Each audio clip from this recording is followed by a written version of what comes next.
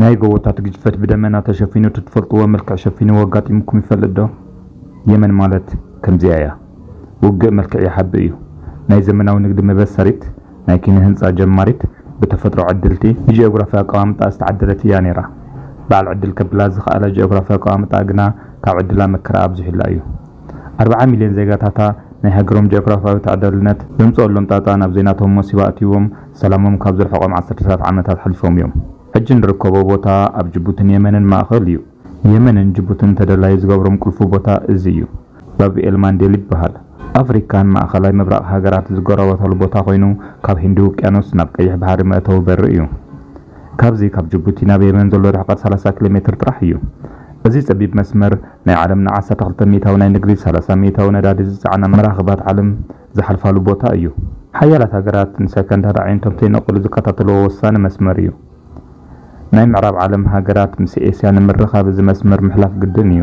ካብ ዓረብ ባሕሪ ጀሚሩ ብኤደን ባሕሪ ኣቢሉ እስካብ ቀይሕ ባሕሪ ዝተዘርገሐ ናይ 2000 ኪሎ ሜትር ናይ ባሕሪ መስመር ዘለዎ የመን ከዓ ካብቲ ከባቢ ሰላምን ንግድን ንኽስፋሕፋሕ ዝኾነ ክትከኦ ዘይኽእል ተራ ትፃወት እያ። ብኢኮኖሚ ዓብያ ብወታደራዊ ጉልቢታ ሰላም ኣኽቢራ ተትነብር ነይራ። ምስተን ሓያላት ሃገራት ንተሰለፈት ነይራ።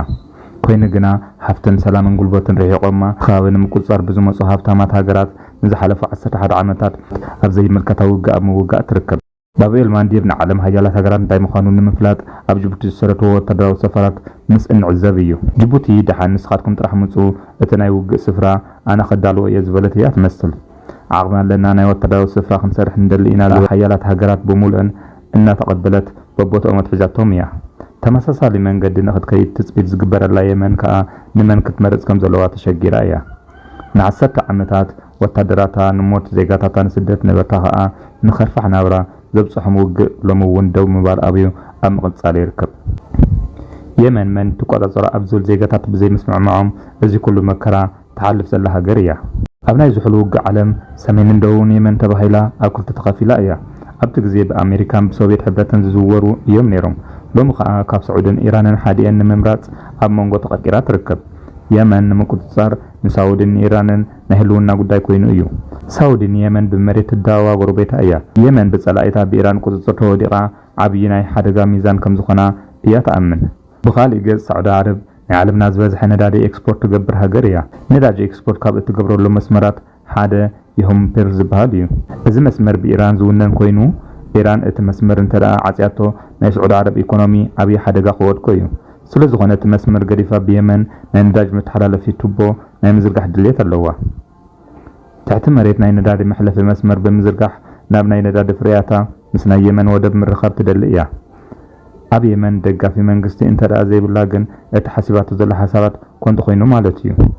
በዚ ምክንያት ስዑድያ ኣብ የመን ላዕላውነታ ንምርኣይ ኢራን እውን ቅልቅል ከይትብላ ንምክልኻል ዘይተኸዶ ርሕቀት የለን። ንዝሓለፉ 10 ዓመታት እውን ደቡባዊ የመን ዝቋፃፀር ክንፊ ዓለም ለኻዊ ኣፍልጦ ዘለዎ መንግስቲ የመን ሙሉእ ንሙሉእ ስልጣን ንክሕዝ ዘኽእላ ኩሉ ገይራ እያ። ኢራን ብተፃራሪ ኣብ ልዕሊ የመን እቲ ደልዮ መንግስቲ ንምቕማጥ ኣብ ዙርያ ዝኸበኣ ፀላእታ ካብ ርሑቕ ተሃርምሉ ከይመፅዋ ዘለዎ ናይ ገዛ ዕዮ ንምሃብ ዘኽእላ ቦታ ስለዝኾነ ከም ልጣ ዘይትደልዮ ቦታ እዩ። ኣብዚ መስመር ዝበለፀ ቦታ ንምሓዝ እቲ ዝነውሐ ናይ ነዳዲ መስመር ንናይ መርከባት ጉዕዞ ንምቁፅፃር ከምኡ እውን ብማዕቐብ ንዘጨንቓ ሃገራት ሓይላ ንምርኣይ ዘኽእላ ዕድል ስለዝኾነ ብምሉእ ሓይላ የመን ንምውናን ላዕልን ታሕትን ኣብ ምባል ትርከብ።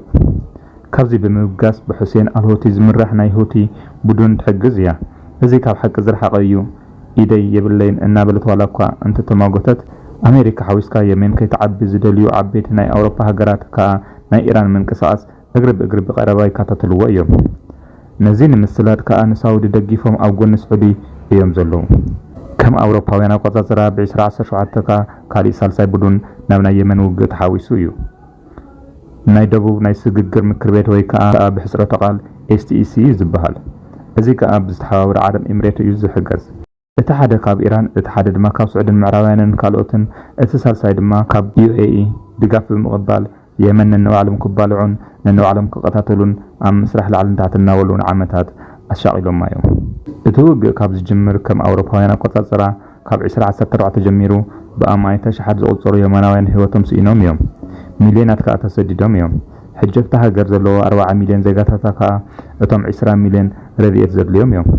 ከም ሎሚ ከይኮነ ከሎ የመን ከምዚ ኣይነበረትን ኣብ ኤስያ ናይ ቀንዲ ናይ ንግዲ ማእኸላይ ምብራቕ ሃገራት ኣፍሪካ መራኸቢ ድልድል እያ ነይራ ቡና ኣብ ኢትዮጵያ ዋላ እኳ ይረኸብ ቀንዲ ዓለም ብቡና ሱስ ክትጥሕል ዝገበረት ሃገር የመን እያ ናይ ዓለምናቶም ዘዝበለፁ ቅመማ ዕጣንን መዓርን ኤክስፖርት ብምግባር እውን ትፍለጥ እያ ናይ የመን መዓር ካብ ዓለምና ተመራፅን ዝኸበረን መዓር እዩ ሙሉእ ዓለም ዝበልዖ መንዲ ዝበሃል ተፈጥራዊ ምግቢ እውን ብሙሉእ ዓለም እዩ ዝፈትዎ ብኪነ ህንፃ እውን መግለፅታት እዮም እዚ ኩሉ ንዓለምና ዘበርከተት የመን ግን ናይ ኢዳ ይረኸበትን ሕጂ የመን ዝመረረ ህይወት ኣብ ምምራሕያ ትርከብ እዛ ከተማ ማናተን ትበሃል ኒውዮርክ ከይትኸዱ እዚኣ ናይ በረኻ ማናተን እያ እዚኣ ጻዕዱ ዓርሶም ስለ ዝፈትዉ ማናተን ኢሎሞዋ እምበር ንሳ ግን ይትረፍ ኣሜሪካዊት ማናተን ንባዕላ ንኣሜሪካ ዋላ ተኾነት ብዕድመ ትበልፃ እያ ነበርታ ናይ 35 ከተማ ኢሎም ይፅውዕዋ 500 ዓመታት ዘቑፀሩ 500 ገዛውትን 5000 ነበርትን ኣለውዋ እቲ ልክዕ መፀዊዓ ሽዋሚ እዩ ዝበሃል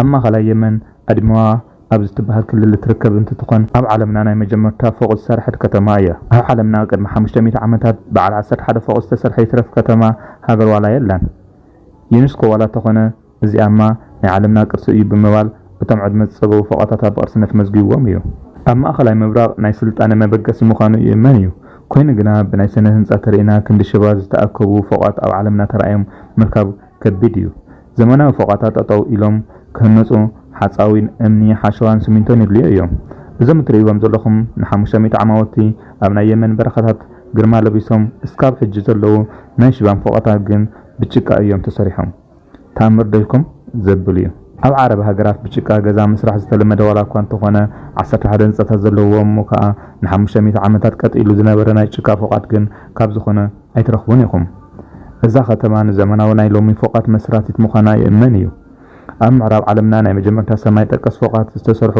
ኣብ ኣሜሪካ ቺካጎ ብ1885 እዩ ነይሩ ልቢ ግበሩ ቅድሚ ናይ ቺካጎ ፎቓት ቅድሚ 350 ዓመታት ኣብ ሽባም ተሰሪሖም ነይሮም እዮም ናይ ቺካጎ ፎቓት ዝተሰርሑ ከዓ ኣሜሪካን ብ1883 ዓመተ ምህረት ሽባም ድሕሪ ምርኣዮም እዩ ሕጂ ንወስደኩም ቦታ ከዓ ዋው ዘብል እዩ ስኮትራ ኣብ ጥቓ ሶማልያ ትርከብ ናይ የመን ግዛት እያ ብኣግራብ ከዓ ሃብታም ብምባል ትግለጽ እያ ኣብ ውሽጣ ዝሓዘቶም ሃብትታት ዝመርመሩ ሳይንታት ካብ ካሊእ ፕላኔት ዝመጸ ደሴት እዮም ዝብልዋ 37% ኣብ ውሽጣ ዝርከቡ ኣግራብ ኣብ ካሊእ ዓለምን ቦታን ኣይርከቡን እዮም እዚ ትርእይዎ ዘለኹም ገረብ ንኣብነት እንተደኣ ተቆሪጹ ደም እዩ ዝወጽእ ደም ክበሃል ከሎ ከም ካሊእ ገረብ ጻዕዳ ወይ ቆጽላዊ ከይመስለኩም ልክዕ ከም ናይ ሰብ ቀይሕ ደም እዩ እዚ ደም ግን ንኣሽሓት ዓመታት ወዲ ሰብ መፍትሒ ንዝሰኣነሎም ሕማማት መድሓኒት እንትትኸውን ጸኒሑ እዩ ተፈጥሮ ድንግል ተፈጥሮ ካብ ዝበሃሉ ዝተወሰኑ ናይ ዓለምና ቦታታት ሓንቲ እያ ንንባዕላ ብውግእ ኣብ ዝሕመሱላ ዘለዉ የመን እዛ ደሴት ግን ጥይት ዝበሃል ዘይስምዓላ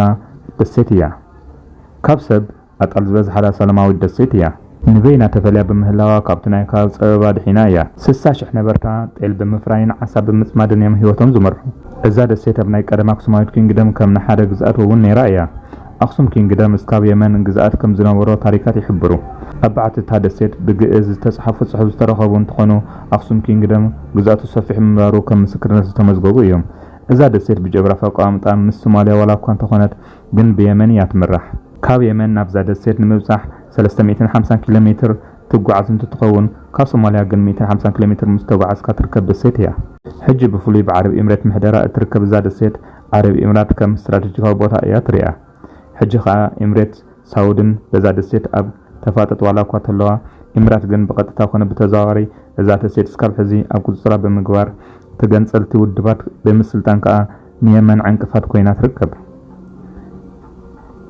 የመን እዚ ኩሉ ወናኒት ዝነበረት እንትትኾን ብናይ ውክልና ውግእ ንንባዕሎም ብምትኳስን ንድሕሪት ተጎቲታ እያ የመናውያን ንጫት ዘለዎም ፍቕሪ ካብ ልክዕ ዝሓለፈ እዩ ተበልካ ምግናነ ይኸውንን እዩ የመን ጫት ክትለመድ ዝገበረት ከዓ ኢትዮጵያ ምዃና ይዝረብ እዩ ቡናን ጫትን ካብ ኢትዮጵያ ከም ዝተወሰዱ ይንገር ኣብ የመን ካብ ህፃን እስካብ ዕድመ ፀገብ ብፍቕሪ ጫት ዝወደቑ እዮም ኣብ የመን ገዛ ምስራሕ ክሕሰብ ከሎ ልክዕ ከም መደቀስን ከም ናይ ሳሎንን ናይ መቕሕሚ ቦታ ተባሂሉ ፕላን ይኣቱ እዩ ኣብ የመን ድሕሪ ቀትሪ ክኾን ከሎ ጎደናታት ጭር እዮም ዝብሉ ዜጋታት እናተፃውዑ ናብ ናይ መቕሕሚ ቦታ እዮም ዘምርሑ እዚ ንብዙሕ ዓመታት ዝፀንሐ ልምዲ ዋላ እኳ እንተኾነ ዝበኣሶ ግን ዜጋታት ናብ ውክልና ውግእ ምስ ጀመሩ እዩ እዚ ምክንያት ዝተበገሰ ስራሕ ምስኣን ዝበዝሕ መንእሰያን ናብ ናይ ጫት ሱስ ንግዲ ጫትን እዩ ከምርሕ ገይርዎ ናይ ሽያጥን ናይ ቃሕምን ሰብ እናበዝሐ ብዝበፀ ቁፅሪ ሓረስቶት ናይ የመን ከዓ ናይ ጫት ንግዲ ካብ ካልእ ዝበለጸ ምዃኑ ብምርኣዮም ካልእ ምህርቲ ጠጠው ብምባል ብኣብዝሓ ናይ ጫት ምፍራይ እዮም ተሸጋጊሮም።